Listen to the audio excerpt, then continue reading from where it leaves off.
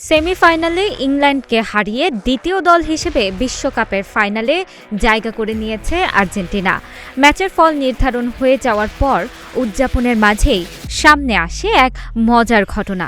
গোলপোস্টের কাছে পড়ে থাকা একটি পানির বোতল হাতে নিয়ে আর্জেন্টাইন উইঙ্গার নিকো গঞ্জালেস আবিষ্কার করেন সেটি আসলে ইংল্যান্ডের গোলকিপার জর্ডান পিকফোর্ডের জন্য তৈরি করা একটি বিশেষ নির্দেশিকা। বিষয়টি বুঝতে পেরে গঞ্জালেস সঙ্গে সঙ্গে ডেকে আনেন অধিনায়ক লিওনেল মেসিকে। পরে তাদের সঙ্গে যোগ দেন ডিফেন্ডার মার্কোস সেনেসি ও দলের একজন স্টাফ সদস্য। চারজন মিলে বোতলে লাগানো ডাকটেপের নিচে থাকা কাগজটি খুঁটিয়ে দেখেন। বাইরে থেকে সাধারণ পানির বোতল মনে হলেও সেটিই ছিল ইংল্যান্ডের টাই ব্রেকার পরিকল্পনার উত্তরপত্র।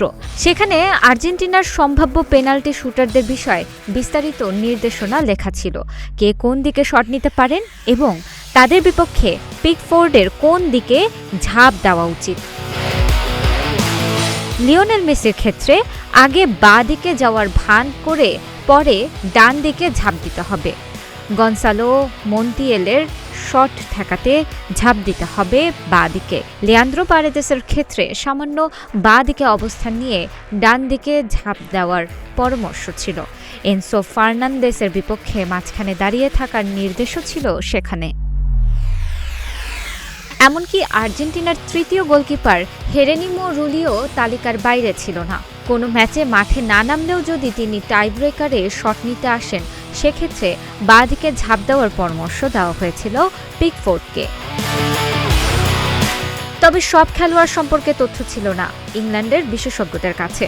ক্রিস্টিয়ান রোমেরো, হুয়ান মুসো ও এমিলিয়ানো মার্তিনেজের কোনো পেনাল্টি রেকর্ড না থাকায় তাদের নাম রাখা হয়নি তালিকায়।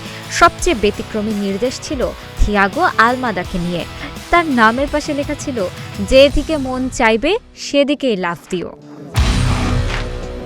তবে শেষ পর্যন্ত বোতলে থাকা পরামর্শগুলো দরকার হয়নি পিকফোর্ডের। ৮৪ মিনিট পর্যন্ত পিছিয়ে থাকলেও ৭ মিনিটের ঝড়ে দৃশ্যপট পাল্টে দেয় আর্জেন্টিনা।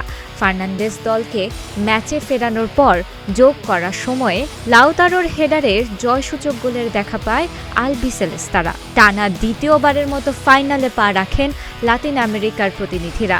শিরোপা জয়ের মিশনে আগামী ১৯ জুলাই দিবাগত রাতে স্পেনের বিপক্ষে মাঠে নামবে আর্জেন্টিনা।